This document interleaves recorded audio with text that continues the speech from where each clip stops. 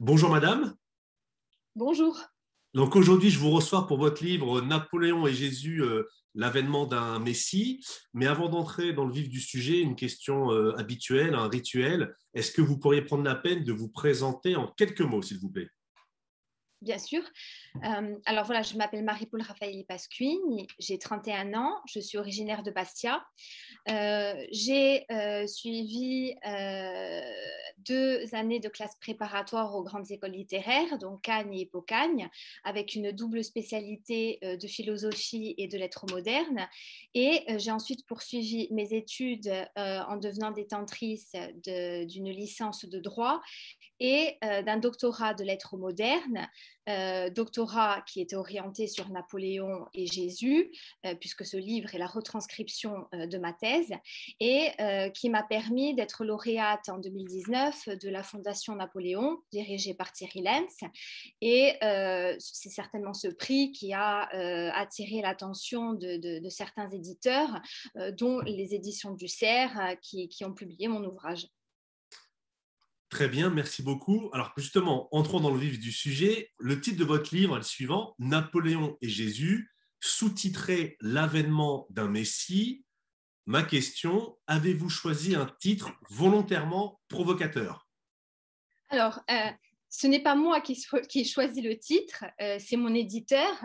Et en fait, il n'est provocateur que si on laisse de côté ce qu'est véritablement un messie. Mais je pense que j'aurai l'occasion de m'expliquer un peu plus tard sur ce sujet. Alors, comment expliquez-vous que certains critiquent votre ouvrage sur la base du titre et de la couverture sans même l'avoir lu? C'est une excellente question que je vous remercie de me poser. Alors, d'une part, parce que Napoléon est extrêmement clivant. Il n'y a qu'à voir toute la polémique qui a enflé autour de la question de sa commémoration. Soit on l'adore, soit on l'abhorre, mais en tout cas, il ne laisse pas grand monde indifférent. Pour les gens qui le considèrent comme un esclavagiste et un sanguinaire, il est évident que cette mise en parallèle avec le Christ paraîtra aberrante. Je ne comprends pas, ils n'ont rien à voir. L'un n'est que paix et amour, alors que l'autre a semé la mort partout sur son passage, etc.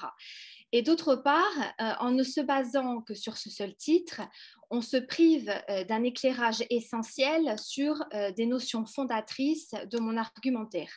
Or, ce sont des notions qui réclament une certaine précision conceptuelle dont la connaissance pleine et entière annihilerait d'elle-même cet aspect blasphématoire qui pourrait se greffer de prime abord, je le conçois tout à fait, sur mon sujet.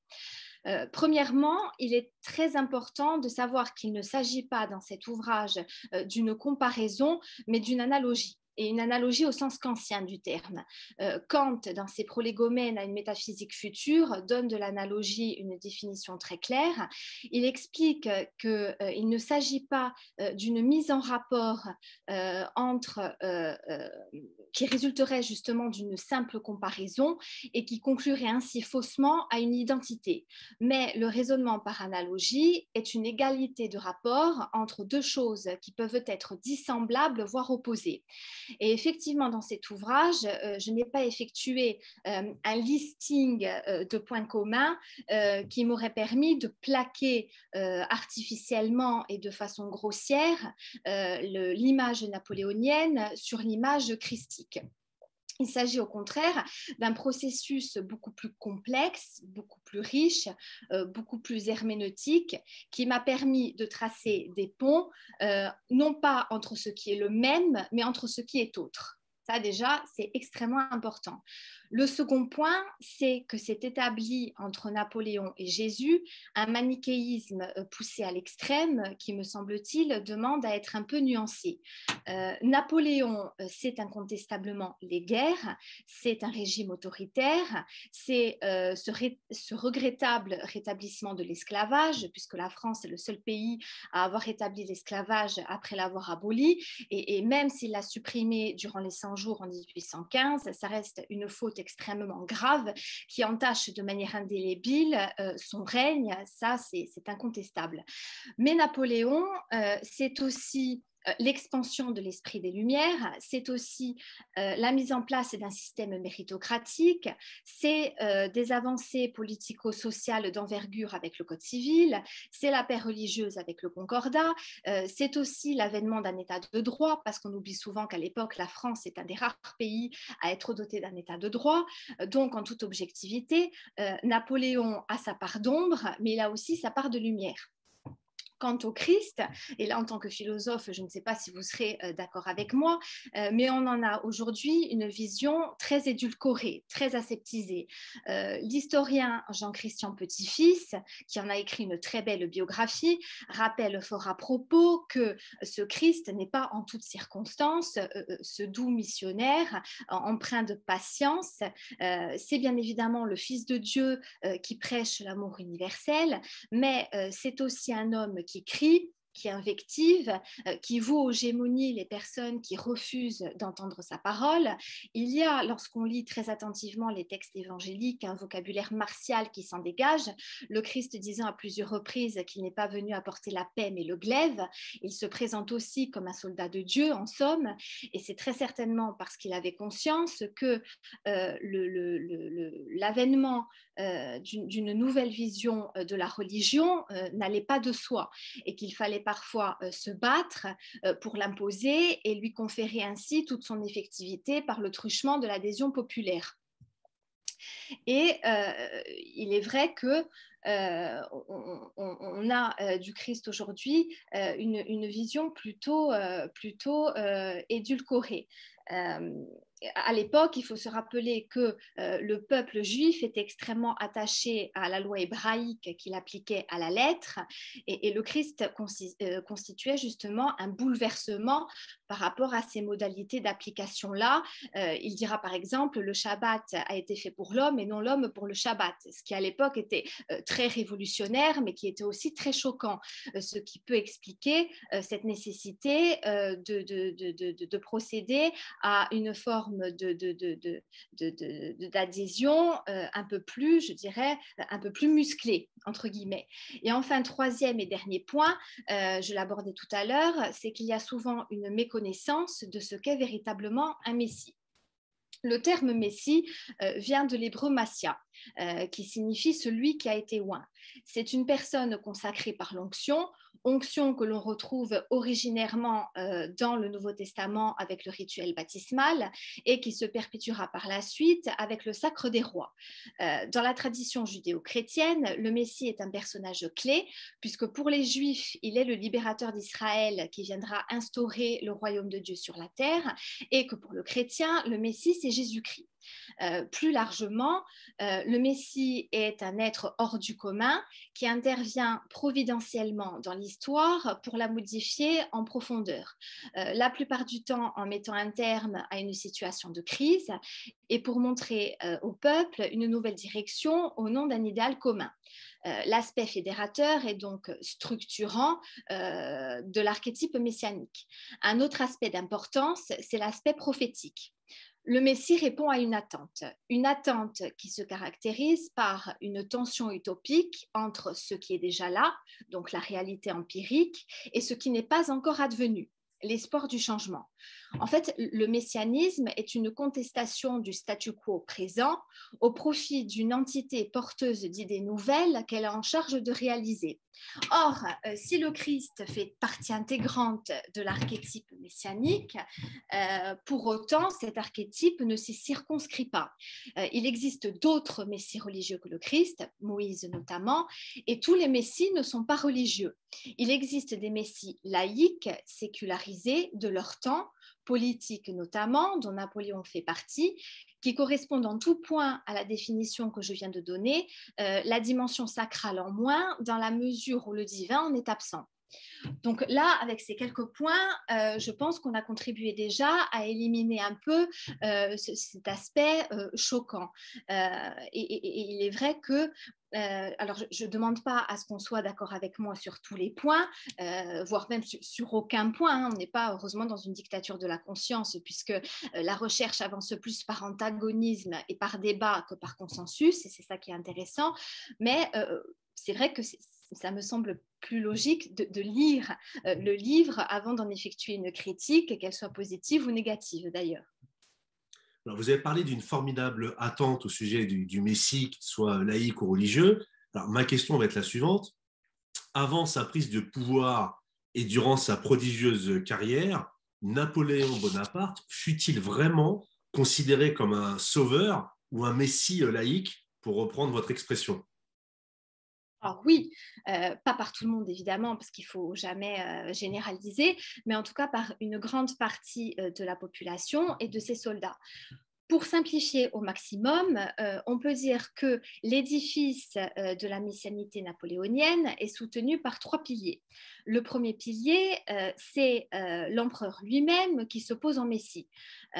Concernant les préceptes révolutionnaires qu'il a portés et diffusés, il dira dans le mémorial de Sainte-Hélène, là si vous me permettez, je vais faire une citation, j'ai une très mauvaise mémoire, vous m'en excuserez, ces grandes et belles idées doivent demeurer à jamais, tant nous les avons entrelacées de prodiges.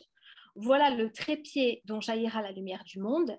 Elles seront la foi, la religion de tous les peuples, et cet air mémorable se rattachera, quoi qu'on en dise, à ma personne.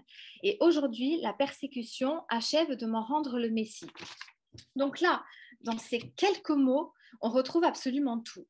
L'inscription de son œuvre dans l'éternité, son institutionnalisation en objet sacré, il parle de foi, de religion dont il est l'épicentre, le trépied d'où jaillira la lumière du monde, avec cette lumière symbole de pouvoir absolu, lui donne une dimension prométhéenne dans un premier temps, puisque Prométhée est ce titan qui a apporté le feu aux hommes, et une dimension christique dans un second temps, lorsque l'on sait que Jésus proclame à plusieurs reprises qu'il est venu apporter le feu sur la terre. Et enfin, le paroxysme de cette déclaration arrive avec l'évocation de ce mythème du martyr, du persécuté, comme il le dira lui-même, puisque un autre pont m'a permis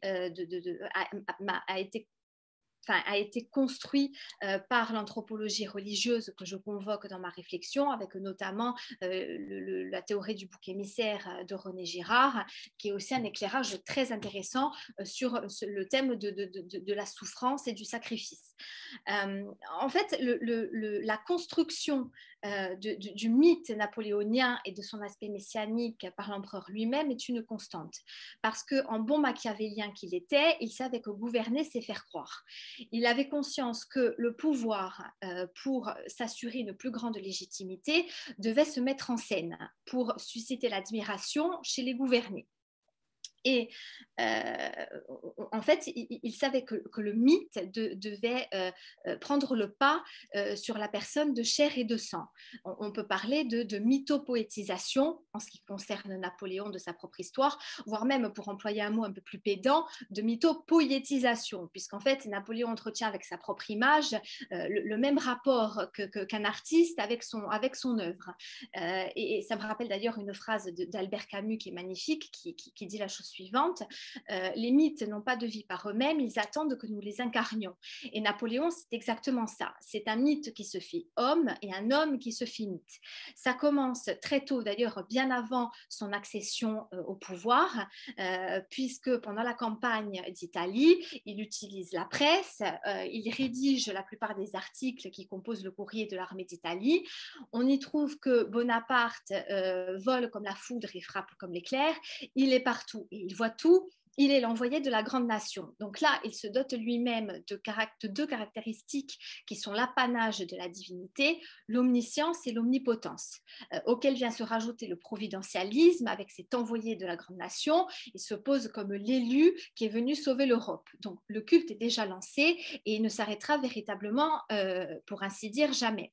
L'écrit relayé par l'image, puisque tout le monde sait que l'épopée napoléonienne est jalonnée d'une œuvre picturale et statuaire flamboyante aux accents christiques dont l'empereur suivait la réalisation de près.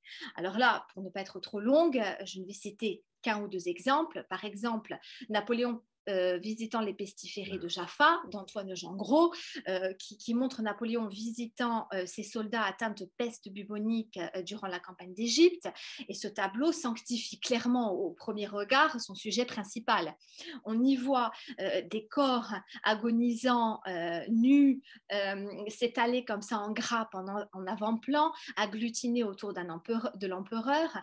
La posture du Christ thaumaturge s'inscrit en filigrane dans la silhouette de Napoléon qui a le bras tendu en un geste guérisseur comme ça vers les malades et qui fait penser aux visions dantesques de l'enfer ou à la représentation du jugement dernier dans la tradition chrétienne. Je pense par exemple aux fresques d'un Fra Angelico ou d'un Signorelli.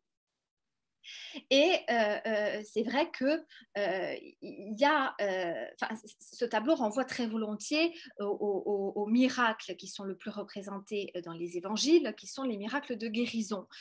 On peut citer aussi rapidement un autre monument qui se trouve à Fixin, qui s'intitule Napoléon s'éveillant à l'immortalité. Et là, c'est le thème de la résurrection qui s'impose. C'est Napoléon qui soulève son linceul, qui sort du tombeau, comme le tableau de Horace Vernet, où on voit Napoléon à Sainte-Hélène qui sort du tombeau, qui a un pied déjà par terre, dans un geste qui affirme un « je reviens » et qui fait naturellement penser à la parousie christique, la seconde venue du Christ sur la terre. Donc cette symbolique christique-là, l'iconographie napoléonienne en est truffée.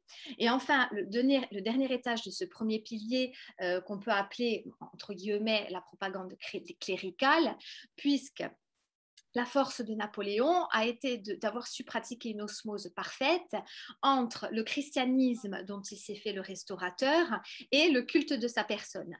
Et ce syncrétisme est à ce point réussi qu'il va reprendre à son compte les formes de la sacralité chrétienne en se coulant dans le calendrier grégorien rétabli en France en 1806. Et on va jusqu'à exhumer providentiellement un saint Napoléon qui aurait été martyrisé sous Dioclétien au IIIe siècle, ce qui donne lieu à une sorte de foi mixte. Les croyants vénèrent le saint et les non-croyants vénèrent Napoléon. D'ailleurs, c'est assez drôle, certains verriers ne se priveront pas de conférer aux saints qu'ils représentent sur leurs vitraux les traits de Napoléon. Il y a également, Jean Tullard nous le rappelle, quelque chose de très parlant, certains membres du peuple iront jusqu'à lui dédier des ex-voto. Et ça ne s'arrête pas là. On fait prier pendant la messe pour Napoléon, on distribue des petites images avec Napoléon entouré d'angelots et une prière inscrite au dos. On fait lire en chair les bulletins de la Grande Armée, on célèbre ses victoires militaires par des tédéums, on va jusqu'à demander au neveu du ministre des cultes de l'époque, l'abbé d'Astor, de rédiger un catéchisme impérial pour remplacer le catéchisme officiel et qui consacre le régime impérial comme étant directement issu de Dieu. Je vais vous en lire un petit extrait pour qu'on en comprenne un peu, qu'on ait une idée de la lettre et de l'esprit. Demande, que doit-on penser de ceux qui manqueraient à leur devoir envers notre empereur? Réponse, selon saint Paul, il résisterait à l'ordre établi de Dieu même et se rendrait digne de la damnation éternelle. Bon, je pense que ça se passe de tout commentaire. Et enfin, il y a ce second, ça m'amène à ce second pilier. Donc Napoléon, évidemment, s'est ingénié à orchestrer de lui-même cette dimension messianique, mais le second pilier est composé de ses contemporains qui ont joué un rôle essentiel dans cette partition, puisque si les contemporains de Napoléon n'avaient pas imprégné leur imaginaire collectif de cette dimension messianique-là que Napoléon, vient de le voir, s'est ingénié habilement à distiller, eh bien, elle serait éteinte d'elle-même à la mort de l'empereur. Elle ne lui aurait pas survécu. Or, les contemporains ont laissé des traces dans l'épistémologie du champ symbolique napoléonien, à travers les récits de la grande littérature, à travers les chansons populaires, à travers les tableaux, à travers la sculpture, à travers des témoignages historiques, pardon, et ça a joué un très grand rôle. Là encore, on peut donner que quelques exemples pour étayer mon propos. Dans la grande littérature, Balzac, avec son médecin de campagne, nous offre un Napoléon surnaturel que rien ne peut atteindre, ni les balles, ni la maladie. qui fait se relever les morts à sa simple vue après une journée de combat, qui a été annoncé à sa mère Laetitia par une prophétie. Donc, évidemment, ça fait écho à l'Annonciation, etc. Chateaubriand, qui subit une véritable conversion, puisque durant le règne de Napoléon, il a Napoléon en horreur, hein, on connaît tous son fameux de Bonaparte et des Bourbons, où il parle de sa famille corse, anthropophage, semi-africaine, etc. Or, après la mort de Napoléon, le discours change complètement et est beaucoup plus élogieux. Il va dire que la pensée de Napoléon était dans le monde avant qu'il n'y fût de sa personne et qu'elle agitait secrètement la terre. Donc, on retrouve cet homme providentiel qui intervient dans l'histoire et qui répond à une nécessité historique. Il n'arrive pas par hasard, mais il advient parce qu'il devait advenir. Évidemment, il y a Victor Hugo, bon, ça, j'en passe, hein, il a écrit de nombreux poèmes à la gloire à l'empereur. En parlant de son martyr, il dira que c'est un Christ déraciné qui tremble sur son calvaire. Et enfin, il y a Léon Bloy, c'est un texte que je ne connaissais absolument pas, d'un poète et essayiste légèrement postérieur à Napoléon, et qui est une véritable christologie napoléonienne. Là encore, je vais vous en lire un tout petit extrait. Il dit que Dieu aime ce superbe et l'afflige par amour. Je ne crois pas qu'il y ait dans toute sa vie une action ou une circonstance qui ne puisse être interprétée divinement, c'est-à-dire dans le sens d'une préfiguration du règne de Dieu sur terre. Quand même, ça dure sur 120 pages. Hein. Donc, bien évidemment, on voit que ses contemporains ont joué un énorme rôle. Enfin, troisième et dernier pilier, mais pas des moindres, c'est la métahistoire. C'est-à-dire, c'est l'analyse objective que l'on peut faire du sens de l'histoire. La période post-révolutionnaire est une période, pour emprunter l'expression de Max Weber, de désenchantement du monde. C'est une période de déschristianisation, une période où les saints sont laïcisés, où la religion est considérée comme une force aliénante. Bref, le ciel est devenu vide. Et il n'y a plus de sacré religieux. Et il n'y a plus non plus d'ailleurs de sacré politique, puisque la monarchie dite de droit divin a été mise à bas. Or, Napoléon va rétablir une forme de sacralité religieuse avec le concordat qui consacre la liberté des cultes, et il va également remettre en place une forme de sacralité politique en rétablissant la verticalité. En fait, il va prêter ses traits, il va réifier cette autorité tutélaire qui faisait alors défaut. On a tous en tête, je pense, la réflexion du philosophe Hegel, qui un jour, à l'occasion de croiser de loin, d'apercevoir de loin Napoléon sur son cheval, et qui s'étonnera qu'un être, un simple individu concentré dans l'ici et maintenant en un point précis, s'étende simultanément sur toute l'Europe. Ça nous fait penser également à une gravure d'Antoine Aubert que je pense tout le monde connaît, qui s'intitule Napoléon le Grand, et dont là aussi la légende est très signifiante pour mon propos. Astre brillant, immense, il éclaire, il féconde, et seul fait à son gré tous les destins du monde. Donc là, tout à la fois, on a la présence redistributrice d'un Deus ex machina qui répand ses bienfaits au profit de ses créatures, et on a aussi un être divin qui organise et qui influe sur le monde selon ses propres désirs. Pour revenir à la gravure en elle-même, on voit le visage de Napoléon qui est représenté en astre solaire et dont les rayons inondent le globe, la totalité du globe terrestre au-dessus duquel il est placé. Donc, il y a véritablement une forme de désincarnation. En fait, c'est une sorte de... Tout son corps disparaît au profit d'une tête qui irradie de lumière.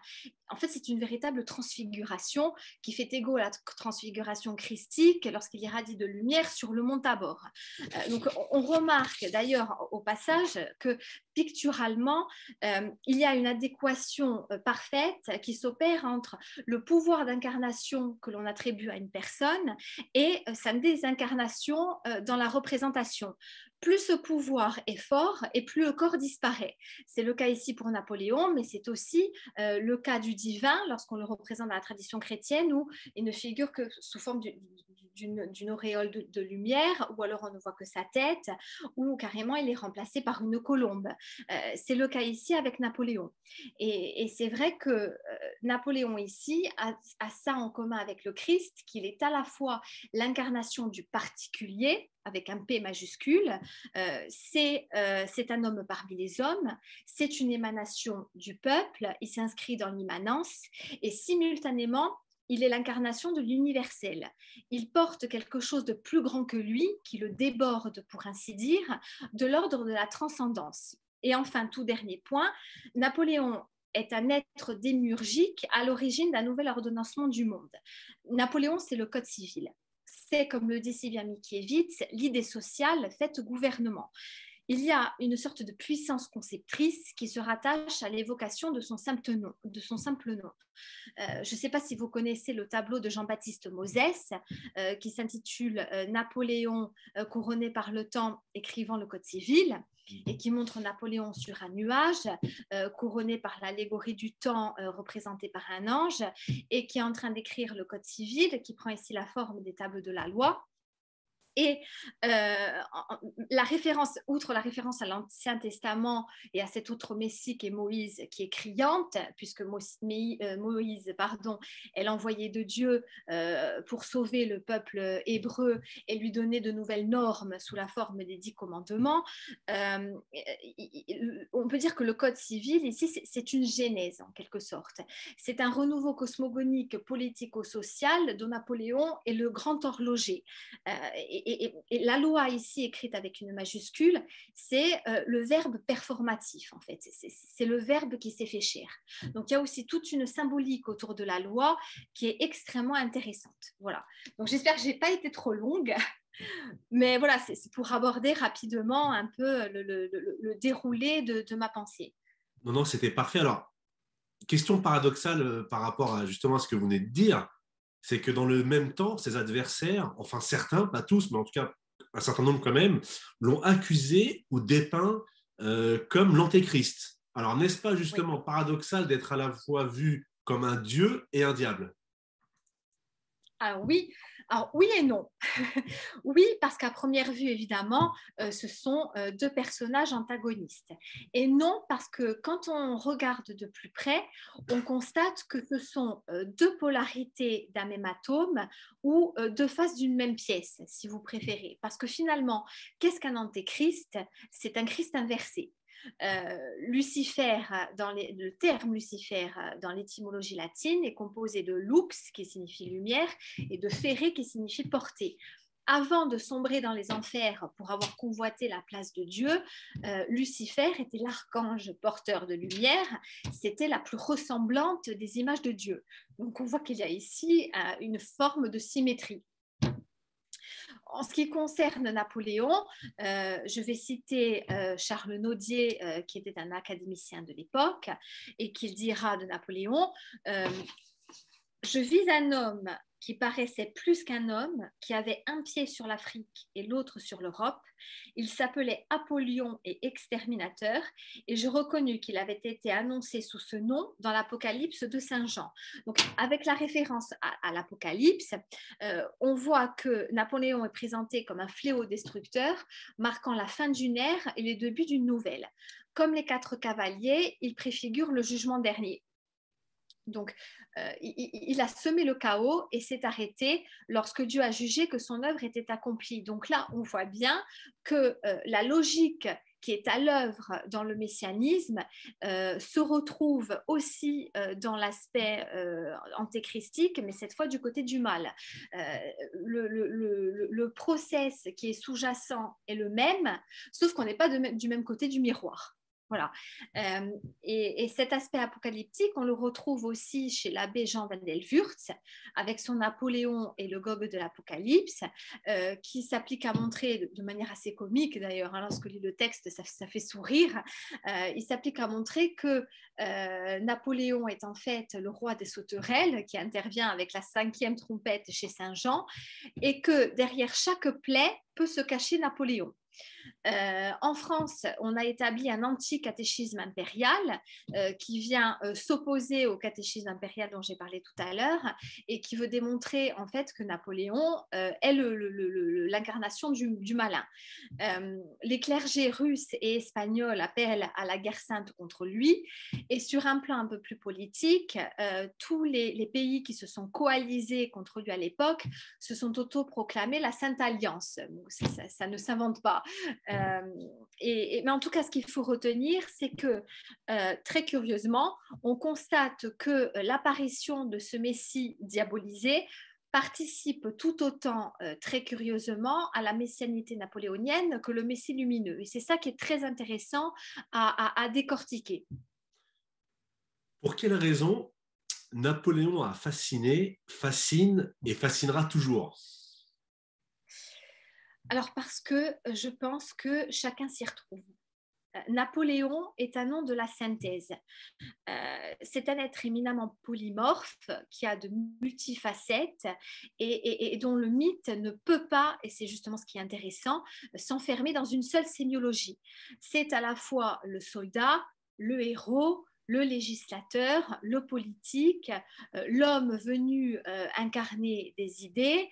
Il n'est tout à la fois enfin, il n'est ni tout à fait empereur de l'Antiquité romaine, même s'il en reprend allègrement les codes, ni tout à fait monarque de l'Ancien Régime. Il est rationaliste sans pour autant être athée.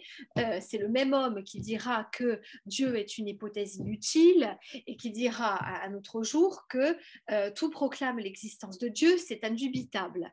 Donc, c'est un être extrêmement complexe. Et je pense que c'est cette complexité qui fait que tout le monde peut s'y retrouver et que Napoléon ressemble à la fois à tous et à personne. C'est un être extrêmement riche et extrêmement ambivalent puisque il permet une forme de projection, alors soit une projection positive par mimétisme, puisqu'on admire quelque chose qu'il possède ou qu'il représente, soit par projection négative en s'inscrivant dans le rejet, puisque la psyché humaine est ainsi faite qu'elle se construit aussi dans l'opposition. Et donc, cette ambiguïté-là est extrêmement intéressante et rejoint le terme de fascination que vous avez très justement choisi d'employer, puisque je pense qu'il est bon de rappeler que la fascination, dans le sens philosophique du terme, est quelque chose qui soumet la conscience à un double mouvement d'attraction et de répulsion. Ça rejoint d'ailleurs, et ce n'est pas anodin pour notre propos, le terme de sacré, qui en latin vient de l'adjectif sacer, qui désigne un objet qui est simultanément à adorer et à exécrer.